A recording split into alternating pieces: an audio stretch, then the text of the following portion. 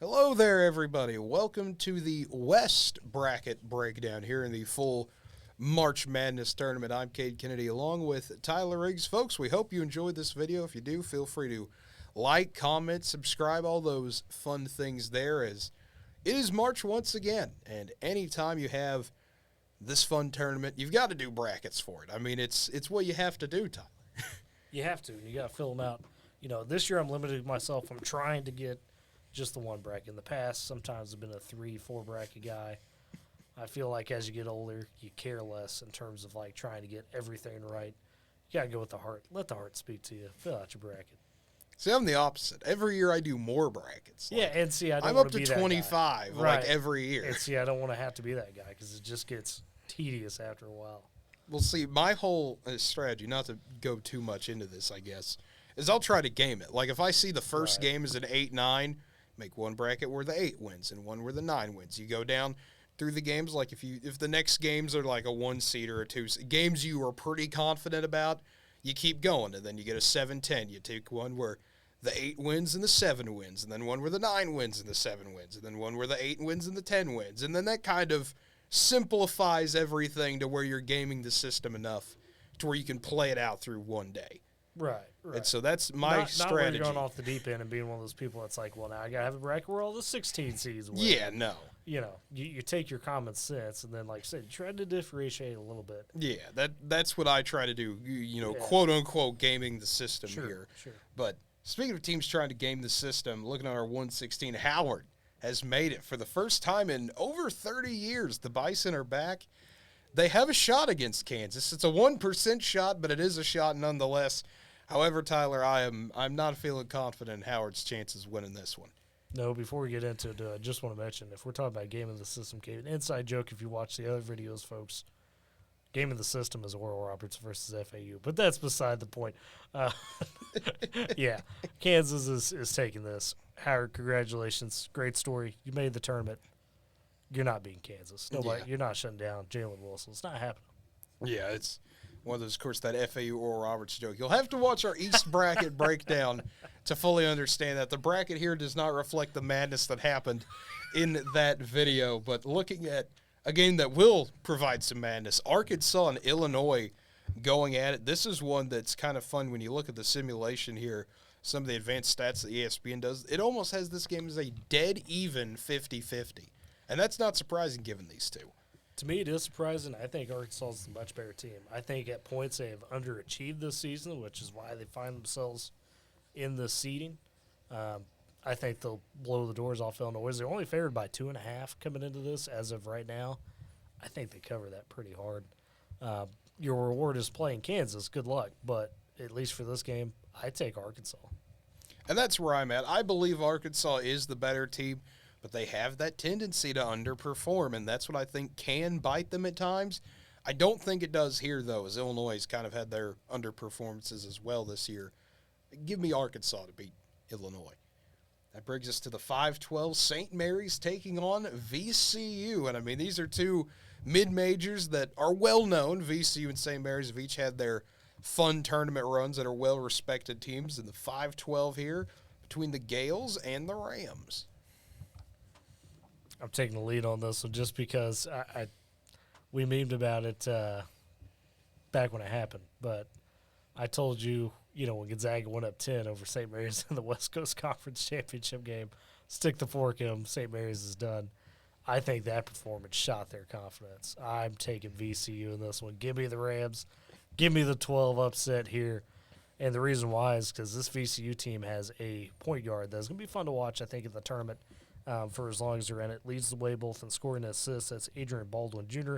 Averages just under 13 points a game, but also dimes out 6 assists per game, and Cade rips away 2 steals. So he kind of leads them offensively as a great facilitator and is also able to do it on the defensive end. For that reason, I think VCU takes the dub.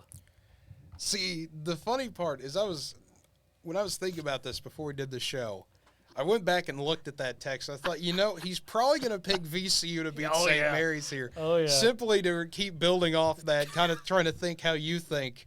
And I understand. That's a dangerous proposition, Cade. And I understand where you're coming from here, but you know how I am with this. If you've seen any show of the guys who stare at stats, you know how I feel about St. Mary's. I love watching this team. They're boring. They're so boring. It's funny, Tyler. Jeez. It is so weird how they work.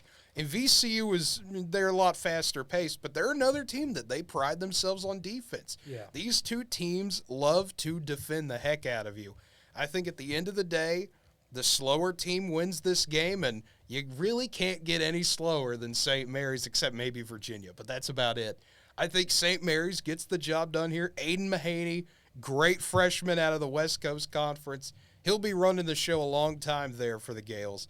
I think St. Mary's holds on. They won't beat VCU down by a lot, of course. Oh, yeah, That's no, not how that happens here. It'll be a fun game. Either way, yeah. Yeah. But I've got St. Mary's winning this one. But that puts us with UConn and Iona. And if you don't think Rick Pitino is trying to get a win with the other Gales to set up maybe a Gales-Gales matchup, who knows? UConn's been a weird team. They got up into the top 5 at one point. They've roller coastered in and around. No one knows where UConn's going to go. They've been this uncontrollable pinball of a force just bouncing around from place to place, and they find themselves the 4 seed taking on a tough Iona team. Yeah, but I think at the end of the day, when you look at the advanced metrics and how UConn rebounded from their kind of midseason slump, I think they're a dangerous team coming into this tournament simply because they are a little underrated in the seeding because of it. Mind you, they put themselves there, right? I mean, they didn't do themselves any favor. But I think they're far more talented than this Iona team. And, I don't think Rick Pitino is actually motivated for this game. I think it might be checked out. He's had St. John's coming knocking, rumored to be in the Texas Tech running as well for the head coach there. I think he's a little distracted. I think UConn takes it actually pretty easily here.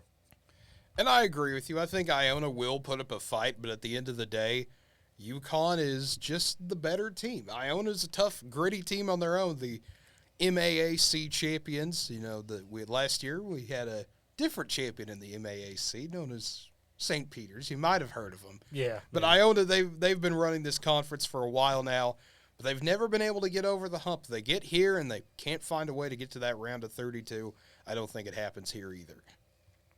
That puts us with the 6-11 matchup, TCU taking on either Arizona State or Nevada. And I've got them taking on Nevada. Not that matters too terribly much. Both those teams I don't think are any good. Give me TCU in this one. As long as Mike Miles Jr. is around and healthy, TCU is a different team. We mentioned, the X factor for Indiana last video about, Tracy Jackson Davis. And I think Mike Miles is very similar to that for TCU, does a lot of things, and they're just a different team when he's on the floor. And I think overall they're a better team compared to what I believe will be Nevada. I agree. I think it doesn't really matter who TCU gets here. I think they take care of business, but you look at the other game across from them. Gonzaga taking on Grand Canyon. Gonzaga, weird seeing them at that 3 spot. We're used to them being a 1 or a 2, but the Zags have had a bit of a down year. They have. By their standards, I guess I should say. Absolutely. A down year of 28-5. I know a lot of other teams would love to take, their conference tournament championship and call that a down year. The one thing that hasn't changed about Gonzaga is the explosive offense. And leading the charge, the super senior, the man with the stash, Drew Timme, has leveled up his game even further. Cade, for the first time in his career, a 20-point-a-game scorer, 7 boards, also thrown out 3 assists a game as well this year, has really been the glue that's held the Zags together at times when they've struggled, right, compared to previous years. And I think Timmy's experience here gets them plenty of leeway to get over Grand Canyon and move on to the round of 32. And then I agree. That's about all I can say there. I agree. Gonzaga's going to roll. Drew Timme, fun player, great mustache. What else do you need to say there? The stash, that's what he does. That sets up a 7-10 matchup between Northwestern and Boise State. So a fun game there. Boise State trying to win their first ever NCAA tournament game. Northwestern, a bit of an unpredictable team this year, a bit of a out-of-nowhere shot, you could say. If you would have told me in December that Northwestern was going to be here as a 7 seed, I would have kindly ask you to please go back to wherever you came from because I don't know what goes on in that fantasy land, and I really don't want to know. But here they are. Here are the Cats. Yeah, and they've had a great season. Like I said, been a kind of surprise in the Big Ten, been a program that's been a bit dormant for a number of years at this point, and seem to be heading in the right direction. But I talked about how I like the toughness of the Mountain West. Boise State quietly, solid team there. Give me the Broncos to get that dub and move on. Northwestern, good story. But Boise State takes it. What will be the interesting part of this, Cade, is at least according to Kim Palm, both of these teams have top 15 defenses. They both play at a slow pace. This game might not get to 50-50. I mean, this might be a knockdown, drag-out, 46-42 type of game. So you're telling me this might be first to 30 wins. Maybe. I don't know. One of those kind of whoever crosses it first is probably going to take it. I agree. It'll be a fun defensive battle. But at the end of the day, Boise State is a great team. They're a gritty team. I just think Northwestern's a little tougher than them. And that's why I'm going with the Purple Cats to win there. Several Purple Cats across the board here. We got K-State as well making noise, and it'll be interesting to see how all of those teams play out. But one more to talk about here. I want to add to that game real quick, just the matchup to watch, because both these teams that we mentioned, so defensive. Tyson Deeganhart for Boise State, 14 points a game, 5 boards, and then probably one of the all-name team guys here for Northwestern, Bowie. Yes, sir. Leading the way. Bowie. Yep, with 17 points, drives as well with 3 boards, 4.5 assists. That whoever wins that matchup out of those two, probably going to be the winner of the game as well for their team. And that brings us to UNC Asheville, the real UNC in this tournament, taking on UCLA. No other UNC. Wow, shots fired. No other UNCs here. It's just Asheville. Somebody had to represent. Oops, all Asheville. That's all you could say there. But they'll take on UCLA, a bruised Bruin team, I guess you could say. Not going to be at 100% without Clark there, your best defender. But I think UCLA should still be able to coast over Asheville. I think so. I think the Clark injury is a little overrated. Don't get me wrong. It's tough to replace good defenders. But it's not like UCLA doesn't have guys with experience that have been through the tournament ringer. They've got those guys, right? Jimmy Jacquez Jr. and Tiger Campbell. I mean, what more do you need? Those two have, it seems like, been in the tournament now for, 5 years straight? Yeah. I mean, they have done it, and they've made prolific runs with those two guys as the spearheads. And I think that's going to be a difference. Although, I tell you what, North Carolina Chapel Hill, probably wishes they had Drew Pember on their team this year. Pember for UNC Asheville going to be a fun one to watch in this game. 21 points per game, 9 rebounds per game, a very, very talented inside-out scorer. Unfortunately, you draw UCLA. Good luck. Yeah, it's going to be a tough battle there. But that brings us to the second round here, and look at the first matchup we have in the West second round that we have predicted at least. You never know. Kansas taking on Arkansas in the 1-8, the Jayhawks and the Hogs. And let me tell you, this would be a fun matchup. If it's anything like the Liberty Bowl game they had in football, This would be a crazy one. It would. I don't think this one gets that crazy again. Jalen Wilson, most talented player on the floor. Grady Dick for Kansas, an All-American, as he should be, just insane freshman. I think Kansas pulls away at the end in this one. Arkansas probably, I think makes it tough. It's not going to be an easy win for Kansas by any stretch. They're going to have to play honest. But I think Kansas just overwhelms at the end. Mm-hmm. That's where I'm at. I think Kansas takes care of business here. Arkansas will play tough, and they'll play hard. That's what they always do. But at the end of the day, it's not going to be enough. Kansas is going to win. That gets the 4-5 matchup of UConn and St. Mary's on my end, and the 4-12 of UConn and VCU on your end. So, Tyler, how does UConn and VCU in your bracket play out? I think another good game there between those two. VCU, again, in my mind, pretty talented team. UConn, though, I think going through their struggles they did, more battle tested, they deal with the adversity, they pull out in the end, they move on to play the Jayhawks there in the next round. There you go. I've got UConn beating St. Mary's here. I think that the Gales are a fun team to watch, in my opinion. Fun, quote unquote. Fun if you enjoy If you enjoy watching interesting, paint dry. interesting basketball. Let's just put it at that and call it a day. But I think UConn eventually powers through them and gets the win. And I don't think I mentioned their prime time duo that I think will kind of help them through, Cade.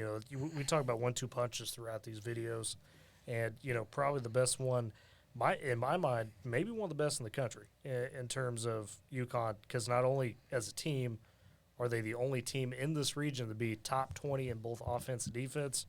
They've got guys in where'd he go? Jordan Hawkins, the guard there, 16 points a game. And then you get Adam, I'm going to pronounce this wrong, Sagono, I think is the correct pronunciation. I was trying to find it. He averages 16 as well and 7 boards. Those two are just, a great 1-2 punch. And UConn builds around those two in terms of what they do offensively a lot of the times. And it makes for, a tough team to stop if you get those two rolling. Or even if you shut down one, there's plenty of other guys that step in, hit a couple shots for UConn and make them a really tough guard. Yeah, it'll be a fun battle. That's really all I can say there. And that moves us down to the 6-3 matchup of Gonzaga and TCU. And the Frogs and the Zags getting together. And boy, let me tell you, this is one of those that offense, it's going to happen. There's going to be a lot of offense in that game. Gonzaga's offense is great. The defense really isn't there for the Bulldogs, but TCU's been able to put up points of their own, and so I think it'll be a shootout. Yeah, but quietly TCU has the 20th best defense in the country. They do. And I think that physicality gives me the Horned Frogs over Gonzaga. I think Gonzaga, quick stat for you, they are 0-2 against the Big 12 this year. They have been whooped both times. I think they fall to 0-3. They've clearly shown they can't deal with that type of physicality. Give me the Horned Frogs to advance on over the Zags. Well, we're gonna have some fun here because I agree that physicality has been a challenge for Gonzaga. I agree. That's why I think they've had some good learning experiences. Yes, they've gotten demolished both times. This is March, and anything can happen. And when you don't have your center there who can help you in Lampkin for TCU, you might look at a guy who only puts up 6 points per game and 4 rebounds, but what does that do to a team? What does that do to the mentality of the team and everything there? I think Gonzaga is obviously not the more well-rounded unit of the two, but I think they come out, they play with a bit more fire, and Gonzaga moves on to the Sweet 16. Debatable. We'll have to see. I just don't see the Zags this year, man. You don't see it? No. That's fair. Everyone has their own opinion. That's what makes this great. That's what makes it great, Tyler. It does. And that brings us to our next one here. UCLA taking on either Northwestern in my bracket, Boise State in yours. How does UCLA Boise State look on your side? I think we still wind up with the same result here, whether it's Northwestern or Boise State. Again, I think UCLA's got the experience. They've got, the super seniors, some of the depth, even though they've had some of the injury luck not go their way. UCLA wins. Whether it's Northwestern or Boise State that get to this round, it's a nice story for them, right? But they just don't have the horses necessarily to compete with UCLA. Yeah, and that's where I'm at with it, too. I think UCLA gets the win over Northwestern. They're just still too physical of a team, too tough of a team. They're a well-rounded team. They've got everything you need. So that moves us to the Sweet 16 games here. We both agree on Kansas taking on UConn, and then that other matchup, UCLA versus somebody, is the best way to put it right now. We'll get down to it in a bit, but Kansas, UConn, looking at it, this is one of those tough ones because I think Kansas is the better team, but I think UConn is the higher peak, I guess is the best way to put it. I think UConn, when they play to their full potential, can go toe-to-toe with Kansas. It's just, will they? I think is what happens in this game. The one issue Kansas has had, despite having Jalen Wilson, despite having a Grady Dick on the team, we have seen them at times, and it's reared its head recently, right, against Texas a couple of times. They go through droughts where they just cannot find the bucket. And I think that shows up here. UConn, with that 1-2 punch, proves to be too much to stop. I got UConn getting to the Elite Eight, sneaking by Kansas, and kind of yet another tournament run where Kansas seems like they should have done more, but they didn't. Yeah, I mean, I could see it. I absolutely could see it, but I'm going to disagree. I think that Kansas finds a way to keep on keeping on here, essentially, that UConn gives them a really good shot. I think it's a fun, competitive game, but at the end of the day, Kansas gets some magic and pulls away. That brings us to UCLA, Gonzaga on my end, UCLA, TCU on your end. I think we might both agree on what happens here. I've got UCLA beating Gonzaga out. I think TCU is a physical challenge for the Zags that they will be able to slightly overcome. I think UCLA will be way too much for them, though. Yeah, I agree. Whether it's Gonzaga or TCU, UCLA, just again, they've shown that they can make these runs, do it with experience, and they've got the two most important guys on their team to do that. And those two are going to be the ones that get it done for them as they have in previous runs. And, yeah, UCLA finds themselves just a game away maybe from the Final Four. And then that brings us to the Elite Eight here. I have Kansas versus UCLA. You have UConn versus UCLA. I'll go first again since I made you go first back-to-back. I'll go here, and I think UCLA gets it done. I think they are able to, despite injuries, despite everything, able to swarm Kansas enough to give the Jayhawks some issues, and Kansas finally falters. I think it's another year, like you said, where you look at it and go, what could have been? You know, the defending national champs get all the way to the Elite Eight, have a great opportunity to go back-to-back, but just can't do it. And the interesting part I want to add here before I get to my discussion of mine, earlier in the day, this is what I had my bracket looking like, was Kansas, UCLA here. I just, for whatever reason, UConn has popped out to me in a big way. Every once in a while, I fall in love with the team, throughout the bracket process. UConn's that way right now, and I've got them beating UCLA. This is where the UCLA missing Clark scenario comes into a more of a prominent role. They need him in this matchup.